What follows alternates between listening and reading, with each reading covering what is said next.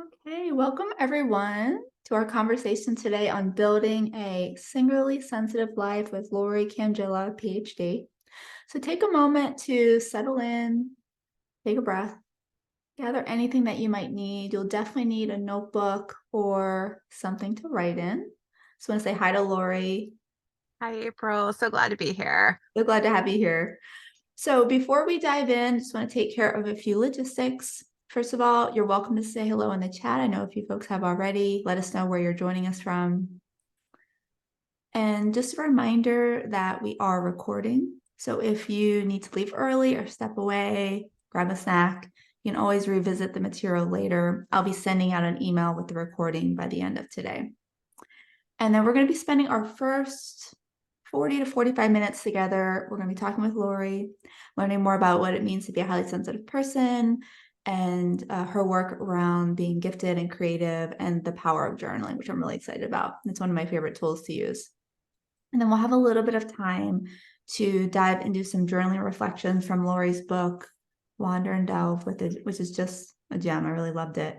And then we're going to save some time at the end for your questions around your HSP gifted creative experience, anything that came up during your journaling process. And so as we go along, you can share in the chat anytime, whether we prompt you to or not. Just a reminder, though, that you can share your chat responses with everyone, or if you'd like to just share it with us, you can select hosts and panelists. You'll see that in the to section of the chat box. And then again, if you have any questions that come up, make sure you want to put those in the Q&A box. So at the bottom of your screen, you might have to click those three dots. You'll see a Q&A box. You can put your questions there and pop them in at any point during the workshop, and we'll get to them at the end. So for those of you who don't know me, I'm April Snow. I'm going to be hosting the workshop today along with our guest, Lori. I'm a therapist, an author, a consultant in the San Francisco Bay Area. And all the work that I do, I support highly sensitive folks to prioritize their sensitive needs, let go of the guilt, and embrace our sensitive gifts, our sensitive strengths. So I'm so excited to be here with Lori today. Lori Cangilla is a licensed psychologist from Pittsburgh, Pennsylvania. She developed the singularly sensitive approach to empower HSPs, creative and gifted adults to embrace their sensitivity and build lives of meaning, of purpose, of authenticity. She is also a consultant for highly sensitive therapists.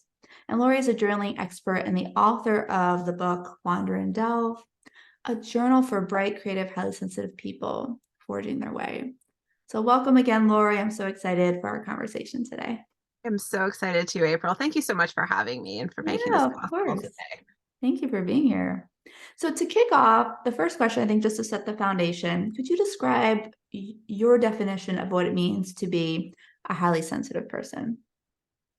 Yeah, so for me, I really come back to Dr. Elaine Aron's research about what it means to have this temperament. It is absolutely something we are born with, we will always have with us, even if we learn different ways to manage it. But sensitivity is really about the way our brains work, our bodies work, to be very receptive to stimuli. And the HSP brain is super active all the time, even at rest. There's some really exciting brain studies coming out that show that.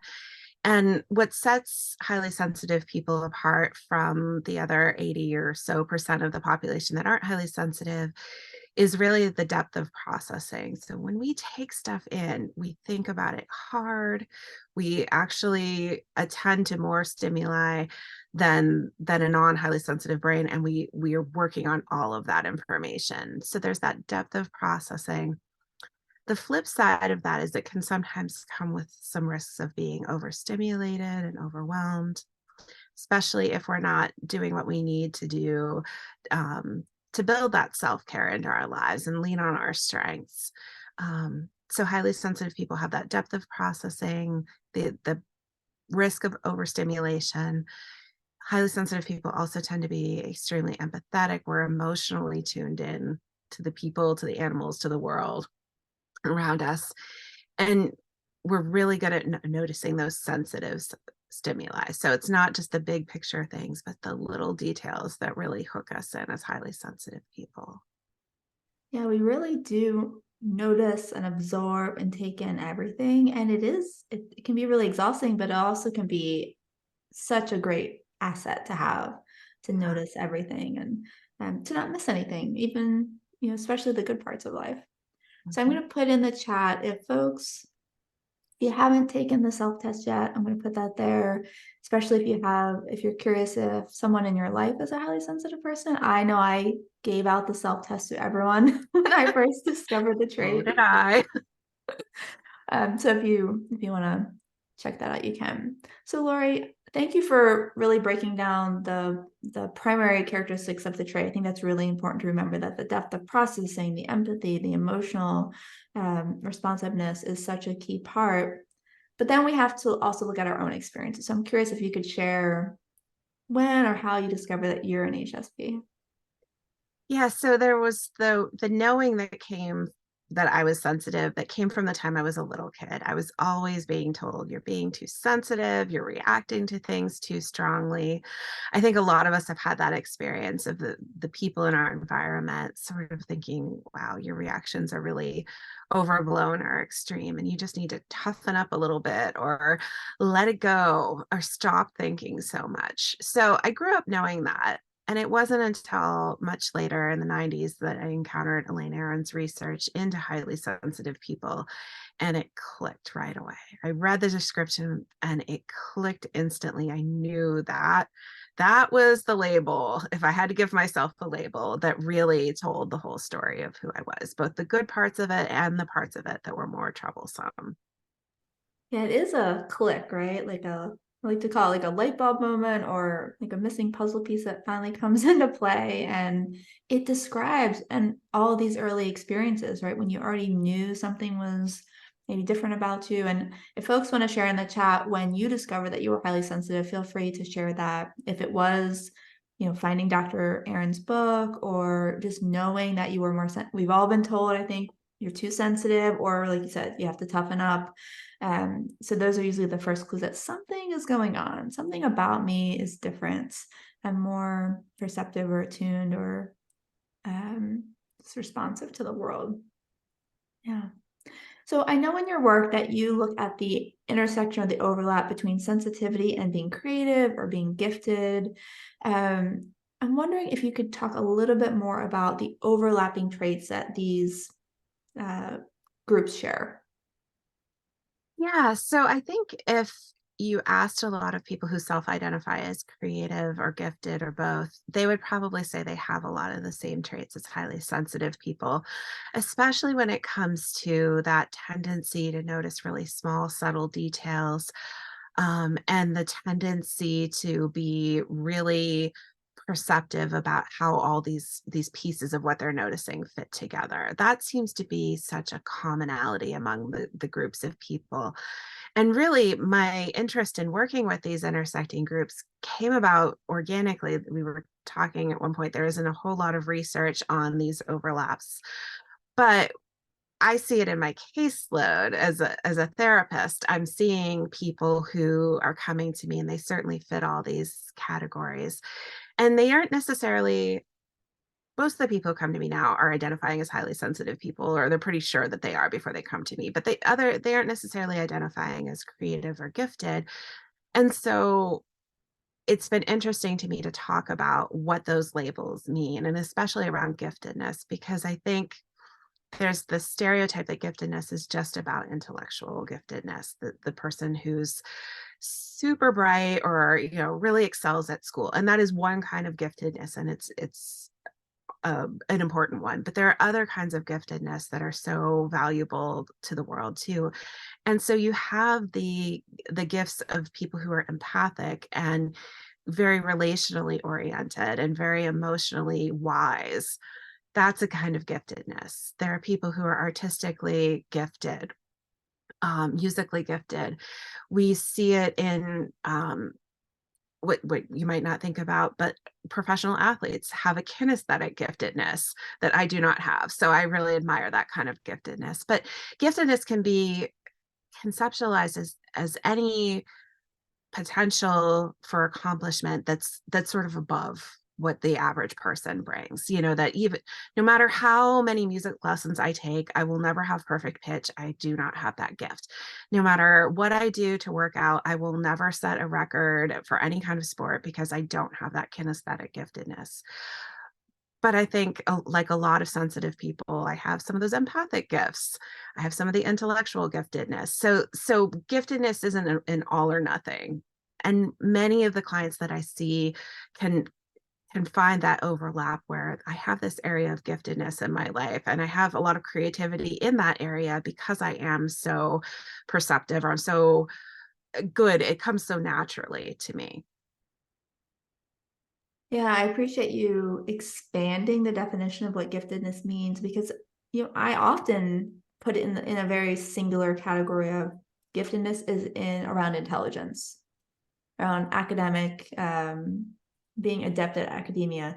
But really, I love this that you can have empathetic gifts, which HSPs naturally have. You can have more autistic or kinesthetic gifts, which I hadn't thought about either, but it's true. Athletes excel and have this special area of just innate skill that it doesn't make sense on paper, but they bring this to the table. And with your work as a therapist, and I know that too, it's like we get to bring this gift of empathy and I think seeing people that is really healing and powerful. And so whatever area of giftedness you have, it can be really fulfilling and offer that purpose, I think that you talked about.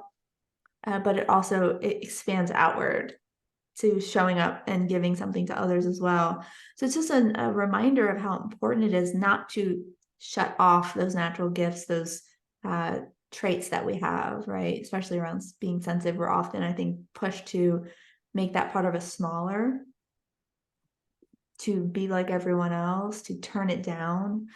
Mhm. But we miss what it brings to the table, right? Absolutely. It's so important to recognize just the nuances of how it shows up and in the ways that we don't really recognize. So thank you for that. I'm curious, I think when we're talking about the giftedness being so specific, I think that leads into this idea of how you approach your work with HSPs and how they should live their life. I'm curious if you could describe in more detail what a singularly sensitive life is. I think there's a lot of value in that, but maybe people might not know what it is at first. Yeah. So it's my vision for myself and my clients of how to really turn the volume back up on those parts of ourselves that have gotten kind of muted or turned down to fit in. So that if you are sensitive, if you have gifts in a particular area, um, that you're allowing those to help guide the choices that you're making in your life, and you're allowing yourself to do that creatively, not being bound by, well, I'm let's say I'm someone who's really a talented uh, painter. Maybe I can't make a living painting, but how do I bring that part of myself into my life? How do I bring creativity? How do I indulge my interest in color or light or shape in other areas of my life? And so it's really about building this life that reflects the best parts of who you are. And at the same time, I'm a huge proponent for taking ownership of the things that we struggle with and trying to figure out what we do with it. So, as a sensitive person, if we're more prone to being overstimulated or overwhelmed, that we really give a lot of energy to figuring out what does that look like and how do I make choices around that. And I think sometimes those choices aren't really popular. As a therapist, the world might want us to see 35 clients a week, no breaks. I'm not personally going to do that successfully for any length of time. So there have had to be points in my life where I've made decisions about, well, how do I structure my life in a way that fits the realities of what it means to be sensitive or to be creative, and embrace that that might mean learning some new things for myself or making some choices that exclude other parts of my life, or other choices that I could be making for my life, and really trying to find that balance between how do I maximize my strengths and in that way build a singularly sensitive life, but also do whatever needs to to happen to compensate for the things that might be harder for me. Yeah, I like that piece around taking ownership because it really is the essential piece of being able to live and be okay as an HSP, right? To recognize I have different needs, but I also have different needs in the world. So finding that balance, how can I be in the world and support myself, but also how can I nourish this part, this central part of me, and recognize that, okay, there's certain parts that do need to be able to take up more space. Right? I love how you said turn up the volume on those muted parts. It's so important, right? To recognize that these parts get to take up space. Your sensitivity gets to take up space. And it has to, because it's not going to go away. You were born Right. with it. It's not going away. It touches every part of your experience of your life. So it does need to be recognized, and there does need to be adjustments to how you're living your life or how you're thinking about yourself to make space for it. Absolutely. Yeah, I think you've probably seen it in your clients, if not in yourself. But I know for myself, when I don't make enough space for my sensitivity or my creativity, it comes out in ways, Yeah. right? It's going to come out in feeling burned out or tired or Yeah. ill or disenchanted and burned out with life. So it Yeah. better that we give it a channel to come out and we build that life that's really unique and special to us. Absolutely. You're right. It will come out. And a lot of clients, I think, probably find us both because that's the place they're stuck in. Disenchanted, overstimulated, feeling bored with life or relationships, or just burned out at work, or just feeling untethered, feeling completely stressed out or overstimulated. And like I realize I need to make an adjustment, but that adjustment means recognizing that maybe there's something different about me or not doing what everyone else expects me to do and making those adjustments. Yeah. And Laura, I know we a big part of your work is journaling. That's a important practice for you. It's probably my number one favorite practice. It's such an anchor for me. Can you talk a little bit more about the importance of journaling for HSPs and why you love it so much? Well, I love that you call it an anchor because I think for a lot of us, it can really have that function of helping us through those ups and downs in life. And it's consistent. And for me, that's always been the case. It's the thing that I can count on to help me get through whatever life is putting in front of me. So I think for highly sensitive people, because by nature we are thinking a lot, our brains are super active, we're super in tune with the sensory stimuli around us, we're taking it all in. And we don't always have a good way to then let it back out. And so, journaling to me is such a beautiful way of allowing ourselves to externalize that. If it were a bucket and we kept putting stuff in it, eventually it would overflow. And we want to try to not have that happen. Part of managing our sensitivity is figuring out how do we channel some of that stuff, the emotion, the thoughts, the sensations, and channel it outward. I think journaling is such a nice way to do that because there's so many ways that people can journal.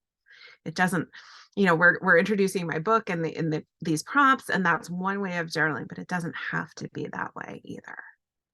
And you say a little bit more about what are the different ways or the different approaches people could take to journaling? Because for me personally, at this point, I just free journal.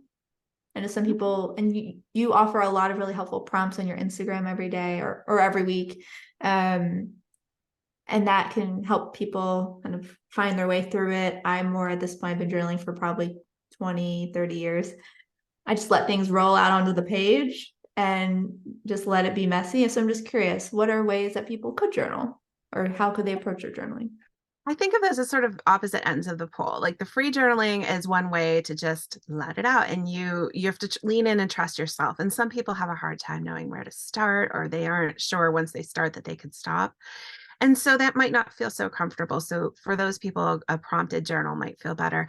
But I think sometimes people will do bullet lists and just make a couple notes. Sometimes people will organize a journal around a theme. It could be gratitude or um, a word of the year. If somebody chooses peace as their word for the year, that maybe they make note of that. I have some people who like to do journaling more as a check-in, where they'll ask themselves sort of what's my mood today? What's going on? What am I happy about? What am I proud of? What do I want to accomplish? So it really doesn't matter so much how you structure it, and what you like to do, as you sort of alluded to, may change over time. I'm sort of the same way. More often than not, I do the free journaling, and it's like a brain dump, and it could be one or two words, or it could be 5 or 6 pages, depending on what I have to get out. But sometimes you can start with a word or two. I'll Yeah, sometimes challenge people who think they can't journal, like, well, could you write down one word a day for 3 of the next days till I see you again? I love that. Oh, Yeah, I can do there's that. so many ways into the process, and I'm curious if folks that are here with us, if you journal regularly and what approach do you take? Are you more of a free journaler? Do you pick a theme and write on that throughout your process? Maybe you have a theme every day or every week. I love that you put like you just make some bullet points. Don't even have to form sentences. Could just Nope. jot down random words or thoughts or imagery that's coming through. Yeah, and like you said, it's the process is all about kind of emptying our brains, channeling our emotions, having a space that can catch all the things that we're processing and absorbing throughout the day. For me, it is a clearing out, it's a setting down because there is so much that I take in, not just in my work, but also just being a human in the world as a kind of a sensitive what someone said this recently to me, like, oh, I have all these antenna. And I was like, that's it. I'm That's picking it. up all these things. So folks in the chat are sharing, I like to free journal, do a self check-in, um, completely relate to what you wrote about your biggest adjustment challenge. Oh yeah, people are relating to each other here. Um, Depends on how much time I have. That's true too. Sometimes I'll just write down a few words. Other times I'm writing pages and pages, depending on what's happening. I do like prompts, so as free journaling can turn into venting or dumping. Got it. So maybe having prompts is more containing for some folks. And Lori, I think you said something to me before we started about sometimes I feel like the journaling can feel like it never ends. So it might be helpful to have some structure. I think you mentioned that. Yeah, sometimes people need that sense of, I'm going to do this and I'm not going to open up a wound that I don't know how to contain, or I'm not going to get into this mood that I'm in so far that I can't pull myself back out. And Mhm. so in those situations, it can be helpful to set a limit of time or of pages, Mhm. or sometimes it's nice to combine that with the idea of, I'm going to spend the last part of my journaling actually making some notes about what am I going to do. Mhm.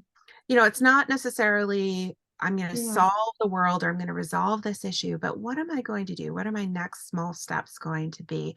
Because that can really empower us to feel like I've dumped, I've Mhm. gotten it out, and now I have a plan for what comes next. Sometimes Mhm. that's an important way to contain that journaling experience. I love that. Yeah, putting a time limit or even a page limit can be helpful. And then having a sense of control so you don't feel helpless or powerless around whatever the problem is you're writing about, the emotion that you're struggling with. Like, oh, here's something maybe I could do, even if it's small. Even if it's just I'm going to show up tomorrow in this journal. And I'm going Yeah. to show up for myself again. Or it could be I'm going to reach out to a friend or I'm going to talk about it with my therapist or something like that. I love that. Haven't really thought about that before, but that is really that's a great way to end the journaling process for the day. So other The other folks thing are I saying tell like, people is they don't need to go back and reread if they don't want to. yes. It They for don't- some people that's helpful, and some kinds of journaling it can be helpful, but I think there are other times where we just need to get it out Yeah. and then we need to put it down and we don't have to go back to it. Some people like to then shred it, burn it. Mhm. I have someone who journals with a dry erase marker so that she can wipe it with water and a rag afterwards, and she finds that very satisfying. So you can play around with that, and that can be a way to Mhm. close the journaling experience too. Yeah, let it be just a pure catharsis. Because it is difficult. I find I don't like to reread my journal entries. I almost never do. Not anymore. I used to more, Yeah. I think, when I was younger, but now it feels like that purpose has shifted for me. Same. Yeah. I love that. Wiping it away, or I often will tell my like just shred it, write it Yeah. on a piece of paper and just let it go. Because I think that is one of the common barriers, not the only, but a common barrier to journaling is what do I do with it after? I don't want it to be in this physical form, or I don't want anyone to stumble upon it, or I don't want to accidentally reread it. I Yeah. think that Period. privacy, both from other people, but that also that sense of I don't want to rediscover it either for myself. Exactly. So I think Yeah. finding that way to um, make it unreadable afterward, Yeah, exactly. that's fine. Yeah, let it People go. sometimes will do that on their computers too, or their phone, like Well, write that's it out true. and then delete the file, Mm-hmm. your recycling bin on your computer, and then be done. Perfect. And then it's gone. Yeah, because it really is about the process of writing. That's all. Yeah. I just saw I've painted over entries that I don't want to reread. That's a lovely way. Oh, Yeah, that's like so I great. definitely talk with my folks who are more artistically oriented about how to bring that into their journaling too. You can paint your journal. Mm-hmm. You can use music lyrics for your journal, poetry. All of those are Yes, options, but I love that idea of just painting over it. exactly. I love it. And it can just kind of get incorporated, and you're actively transforming it into something new. Is really beautiful. Like, Yeah. absolutely. Oh, that's exciting. That's the beauty of journaling, right? It could look any way you want it to. Yeah. Yeah. And that's part of, you know, tying back into that idea of it being a singularly sensitive lifestyle. That's what I'm Right. looking for people. I'm not out to get everybody to write in their journal for 30 minutes every morning when they first wake up. It's not my style to say that No. that is right for everyone, but to figure out what does it look like to do it in my life and Mm. get some benefit from the process. I- Journaling, I'm realizing, is a metaphor, or it could be the first step in building that singularly sensitive life, where you're seeing, what do I need? How do I create a life for me that's uniquely my own, that's um, attuned to my unique intersection of traits and experiences? It could be that first step, it sounds like. Absolutely. Absolutely. Yeah. And, you know, once you start that process, I think it's what helps support that continual reevaluation of is this working for me still? My Yeah. life circumstances have changed. Does this lifestyle still work, or do I need to adjust something? Hmm. Beautiful. Huh. I feel like in this process just today, I'm appreciating my journaling even more than before. I'm Yeah, taking away maybe some new approaches. I'm excited. Thank you, Lori. you're welcome. So if Yeah, I mean, I folks, always feel like I learn a lot from my clients too, and get yeah, a lot of creative ideas that work for me and might work for other people. absolutely. Yeah, it's the beauty of kind of being easily inspired as an HSP, right? Or just when little details have a big impact. It's the best. It is the So best. if folks, let's say they're interested in diving more into this topic, or just around giftedness in general, or your work with HSPs, where can they find you? How can they find your Yeah. resources? So my website is www.singularlysensitive.com. I have a blog. I have lots of information there. Um, and another option, if you want to check out the book directly, I think April, you'll drop the link in for the book as Yeah. well. So this is Lori's book, Wander and Delve. Feels good. It's very deeply reflective. I thought it was a very unique approach for HSPs, one that I haven't seen before. Lots of metaphor and deep reflection, and just very lovely. So I put the links for Lori's blog, website, and for the book in the chat if you're curious to check out more. Thank you. So speaking of the book, I want folks to go a little deeper with it today. Let's actually practice some journaling together. So we are going to pull out, or Lori has pulled out, two different sections of the book. So we're going to sit with a few questions together. So we'll do one set of journaling, have some time for discussion, and then we'll move into a second before we move into Q&A. So if you don't already have a notebook or a journal, take a moment to grab something to write with. And if you're more of a creative processor journaler, go ahead and grab some pens or pencils, anything else that you need to be with your process. We'll spend about 5 minutes with each of the 2 prompts. So I'm going to put the prompt onto the screen here. There we go. I'll let Lori read that off to you. Deserts need water to unleash the life potential within them. What waters your inherent hope, creativity, and commitment to blossoming? How can you bring more of that water into your life? What conditions will support your process? We'll spend the next few minutes reflecting on these questions, and then I will let you know when it's time to come back and we'll have a little bit of discussion.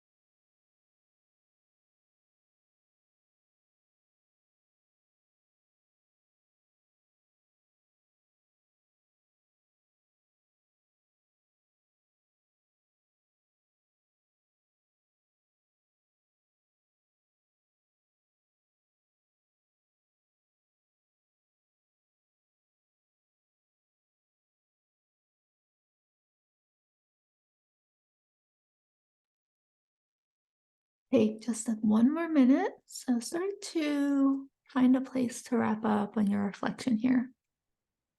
And if there's anything that you'd like to share in the chat, you're welcome to as well.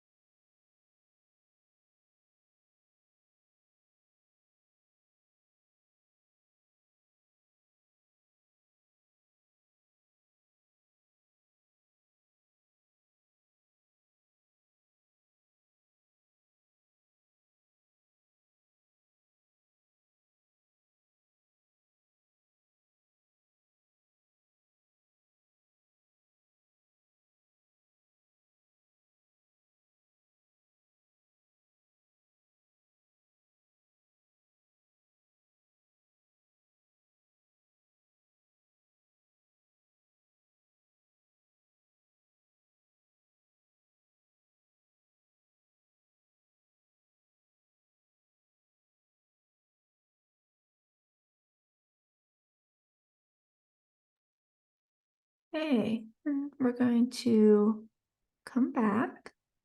Go ahead and wrap up whatever you're reflecting on.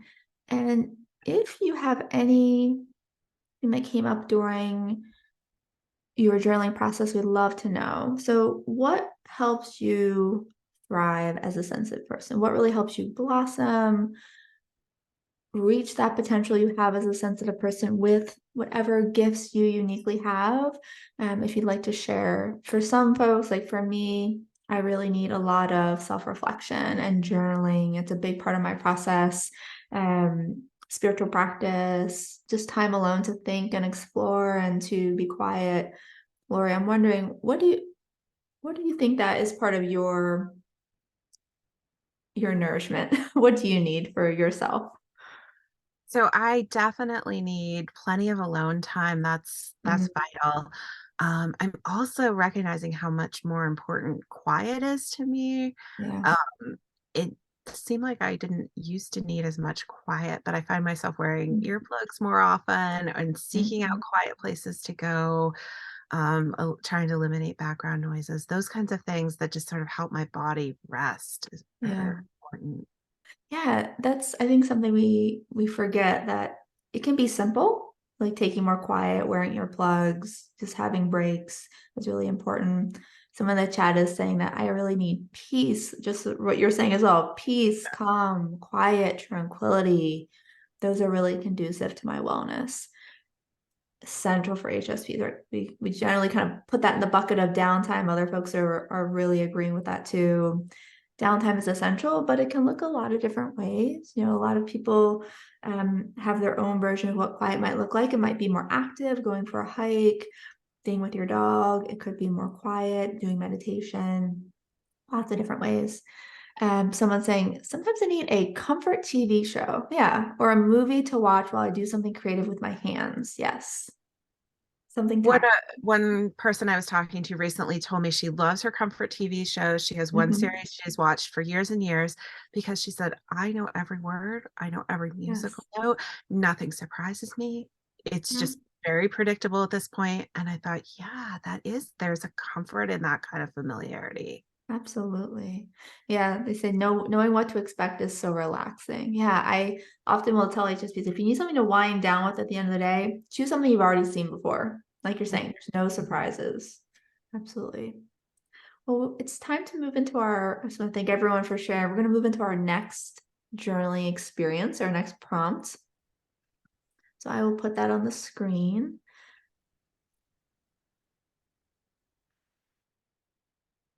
So, do you sacrifice yourself to create the soil to nurture someone else's joy, success, or abundance? What would it take to nurture yourself with the same dedication and commitment? How can you find the fertilizer your soul requires for you to blossom into your singularly sensitive life? Take a few minutes to reflect on these questions. Just see what comes up for you. Either write or draw or express your responses. And we'll spend the next few minutes reflecting, and then I'll let you know when it's time to come back.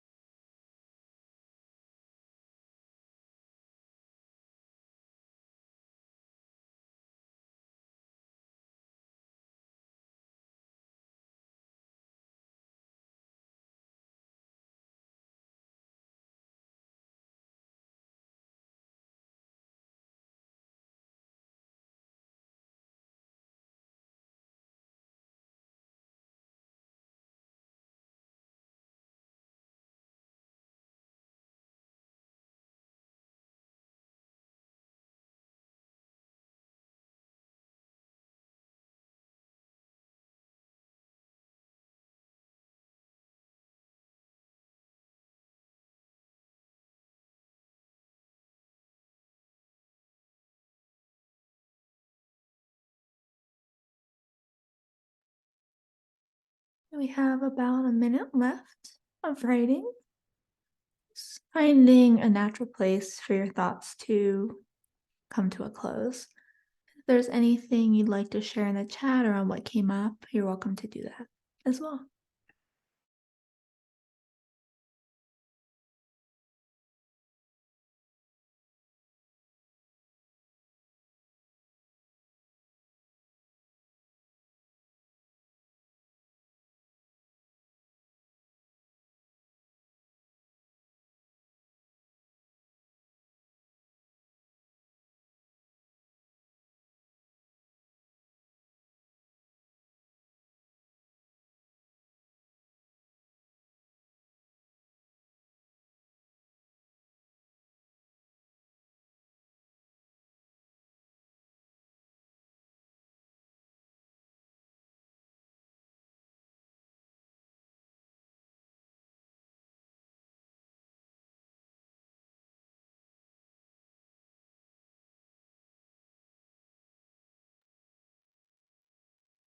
Okay.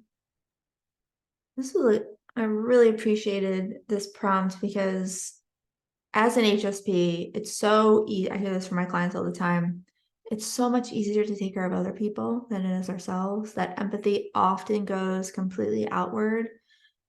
But as Lori asked, what would it be like to direct that back in to yourself, right? To offer all of that care, that nourishment that you offer to others to yourself. So I'm curious what came up for folks if you'd like to share in the chat. Do you sacrifice yourself for others' benefits, for the benefit of others, so they can thrive and blossom? And what would it be like to send that back to yourself? So Laura, I'm curious and if you have any thoughts on this, because I definitely struggle with this myself. Yeah. This Yeah. is definitely one of those prompts that comes out of my own lived experience as an HSP of finding it so much easier to direct that all outward. Yeah. And I think when I created it, I would have said my answer was about thinking about how to have boundaries so that, it wasn't all that emotional energy going out without anything coming back in. Yeah. But I also think, oh, I see someone drop boundaries in the chat. I Yeah. also think there's another piece for me around actively practicing self-compassion, Mm. learning to Mhm. include myself in humanity and see myself as worthy of those same things that I would give to someone Yeah. else. Exactly. It is about feeling deserving or worthy, or that it's okay to send some of that care back to yourself. And folks are, I think, really relating to this, saying this is currently a struggle or that used to be a struggle, especially around people in our lives like partners, spouses, kids. Someone said, I'm certain I'd be much happier pouring it into myself and finding ways to prioritize self-care. Absolutely. If it's that old oxygen mask metaphor, right? Put your oxygen mask on first. Because once you're taken care of, then you can more easily give to others. Um, Something I did sacrifice a lot in my career and my family for them to flourish, right? We give it all to others, even not even just people, but institutions, your workplace. This past year has been a transformative one for me and very challenging with boundary setting. However, I'm finding that being in places where creativity is celebrated, live music, museums, art shows, helps me feel like I am with my people and that it is okay for me to explore this more for myself. Oh, I love that. We need to fill ourselves back up. And it's so beneficial and important.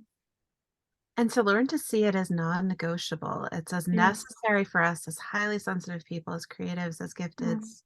to give ourselves that same care. It's as Hmm. necessary as water and oxygen. Absolutely is. Yes, lots of people resonating with that feeling worthy part. Um, yeah, and giving a lot away. Yeah. Someone said my antenna was always outwardly attuned, and I've had to learn to tune it in to myself first. No one else will do this for me. It is my responsibility to nourish myself, to fertilize my own soil. Yeah, It is. that's It's a absolutely, I yeah. mean, it's that tough love message to ourselves of we can't wait Hmm. for someone else to do it or It's true. something else to do it. The perfect job, the perfect place to live. None of it is going to Mhm. fill us if we aren't Yeah. also filling ourselves. It's true. And I think, because we are so attuned to others, we have so much empathy, we are so highly perceptive that we forget or we don't realize because this is the body we live in, this nervous system, that others don't have that same capacity actually. So even if they were trying to um, figure us out, they might not be able to. They might not be able to figure out what we need. We have to figure that out for ourselves and then communicate it, which is so hard, but very necessary. Very much so. Yeah. Yeah.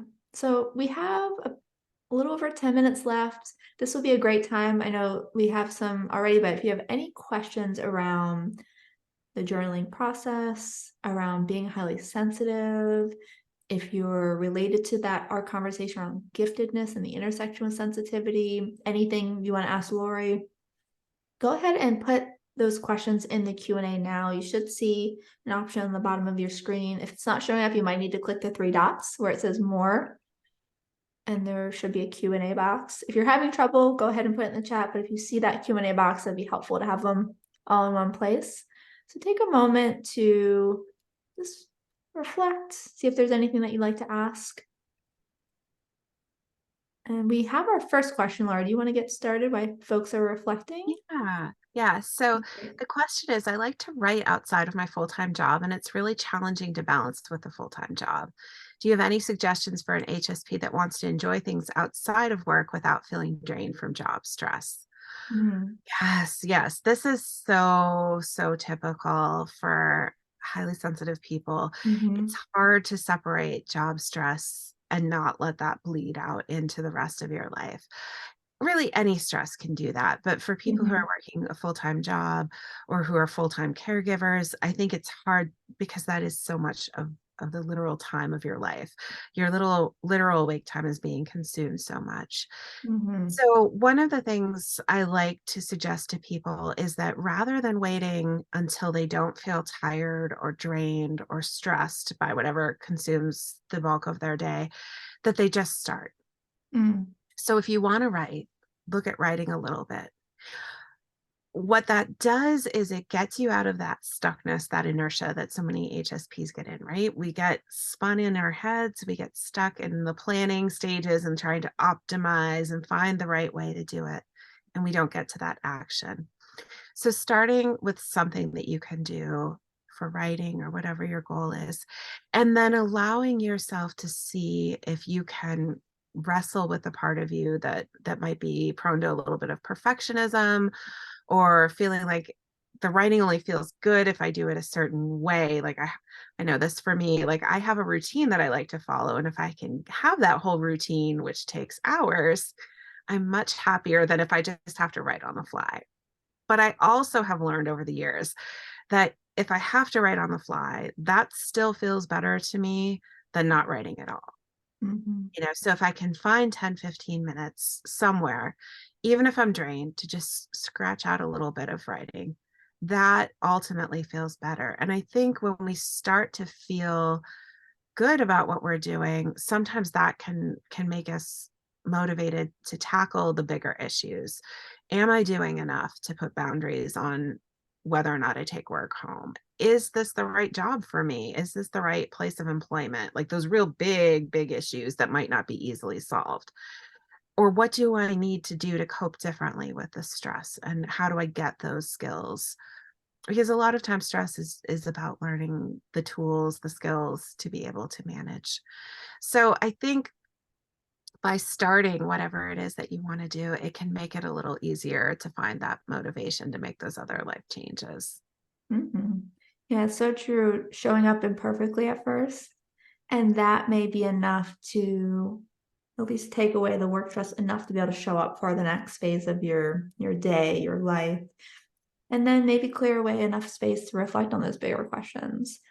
Is this the right job for me? So a lot of times we do receive great benefit with little adjustments as HSPs, and we can make things work, but other times it's just a misfit. It's not the right fit. Yeah. All right, we have another question that came in. Well, a few more.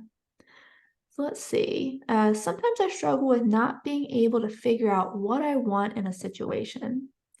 Do you have suggestions for how to channel my own desires? I find it hard to check in with my body due to pain and untangling what others want from what might make me happy.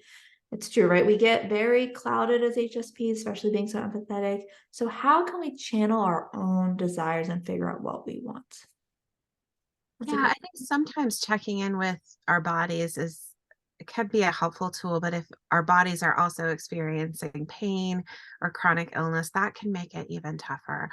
And a lot of highly sensitive people do deal with pain and chronic health issues. So I think that it's important to recognize that that's one path to sometimes understanding what we want and need, but it's not the only path. And so if people are looking for other tools, I often will invite people to start with something like a values clarification exercise. There are a million and one lists of values that you can find online. So if you Google values list or values clarification activity, you'll find lists of things. And values are things like solitude, time with people, integrity, honesty. So it's really hits a lot of different topics. And sometimes that can be a way to just go through that list and you might just make a couple notes, or maybe that's inspires some journaling to do some reflecting about what you value. And that sense that emerges of knowing yourself better, I think can make it easier to tell, is this what I really want? Or is this maybe what I want, but also filtered through that lens of what other people are putting on me? Yeah, absolutely. And I think the more that you do sit with what is important to you and go through the journaling process, those desires they start to come to the surface more and more and more. Definitely is a process. Absolutely. So someone's saying, Laura, you spoke to this a little, but I'd love to hear more about how to overcome procrastination and resistance as an HSP. Do you have any thoughts on procrastination? I have lots of thoughts, and it's because I am a huge procrastinator. So I think there are some things that drive procrastination. One is being committed to something that we don't really want to do. Um, if I am having a nice cozy day and I know I need to go out to the grocery store, I don't necessarily want to do that, and I procrastinate about it. And that's like a very simple daily activity. So sometimes it's about things not aligning with what we really want. And where it becomes more troublesome is when it aligns with bigger things in our life. So if I'm experiencing some ambivalence about a change that I'm supposed to be making or that I might want to make, it can manifest as procrastination. I think the other thing, and I think, April, you've done some writing about this too, is how procrastination for HSPs is often a symptom of the overwhelm that we're feeling. It's not that I'm resisting taking action. It's not really that I'm just procrastinating. I am too overwhelmed, fried, burned out, whatever you want to call it, to be able to take on the energy that's needed to do something, to have to sort of have the resources to muster for it. Yeah, exactly. Procrastination is often a byproduct of overstimulation or lack of processing, which may be through journaling. Someone's asking, they just got here. We will be sending out a recording. So if you have missed some of the workshop today, don't worry, you'll get an email later today. You can revisit it. And I think this question, we just have a couple minutes left. This next question kind of ties into what we're talking about around decision fatigue. To ensure I make the best decisions, I want as much info as possible so I don't make the wrong decision. I get so drained having to make decisions out of fear of making the wrong one. Absolutely. This speaks to that processing need, right? And oftentimes, the why we procrastinate is because we're trying to process all the information. Where I'm wondering if you have any brief thoughts about this topic. Yeah, again, I think setting some limits, artificial deadlines help me and help a lot of highly sensitive people to say, I have to make this decision by X date or X time, because then it puts some boundaries on that thinking and processing through other information.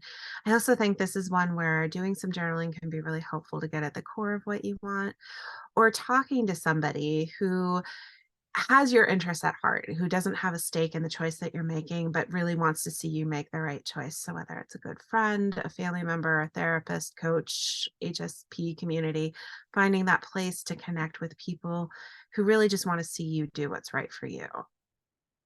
Yeah, I love that. Yeah, you can lean into your external supports, but being, intentional about who you ask and someone who's going to understand that you do need more time to process and you will take more time to make decision. But that gathering of that information means you're going to make really great decisions and you're going to make fewer mistakes. That's the benefit of taking that time. So we just have 1 minute left. Our last question is around, they said this was a really helpful, lovely topic. And I'm wondering if there are group journaling experiences like this. I do a little bit of journaling in my workshops, but nothing quite this extensive. Laura, I'm wondering if you know of anything. Don't know of anything. Mhm. But boy, I'd be interested in maybe hosting something like that because I Yeah. think it's a really key part of other workshops that I've hosted too. So yeah, it's an interesting forum. And, I would invite you to think about if you really like that experience, are there other people in your life where you might be able to connect into them and take advantage of that experience? And someone's saying they know of someone who offers that in the chat. Please feel free to share a link or information in the chat before we go. I would love to see what that resource is. I love when we're able to Yeah, support each other like I this. agree. I That's agree. great. But yeah, it'd be lovely to offer something like this again. So I just want to thank everyone for being here. Lori, thank you so much for taking the time to share your lovely book with us and your journaling experience and all the helpful tips and inspiration. I'm now feeling more excited to journal. Like I can expand what that looks like. And if you want to revisit the workshop today, if you want to revisit some of the prompts, a recording will be sent out later today. Also, if you would like to dive into Lori's beautiful book, Wander and Delve, highly recommend it. You'd like to take some deep dive and get to know yourself a little bit more as an HSP, the link is in the chat. Yeah, thank you so much, Lori. This is very lovely. Thank you so much. It's part of what it lights my fire to get journaling too, is to have these Yeah, kinds of conversations and to enjoy with everybody. And I see that the link for that resource is in the chat. So maybe we can share that in the follow-up email. absolutely. We will, for sure. Fabulous. All right. All Thanks so right. much for having me, April. Thanks, everyone. Have a Bye. great day. Bye.